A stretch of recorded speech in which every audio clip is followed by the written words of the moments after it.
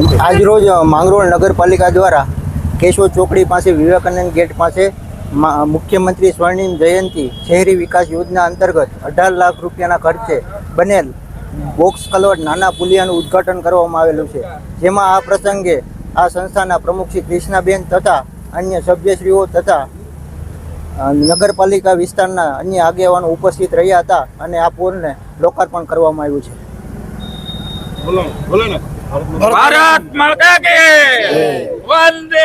Municipal engineer Pavanbhai Chudasama. મુખ્યમંત્રી સ્વર્ણિમ જયંતિ યોજના 25-26 નાણાકીય વર્ષ અંતર્ગત 18 લાખના ખર્ચે આ પુલ બનાવેલો છે, જેની મર્યાદા 6 માસની મુદત હતી.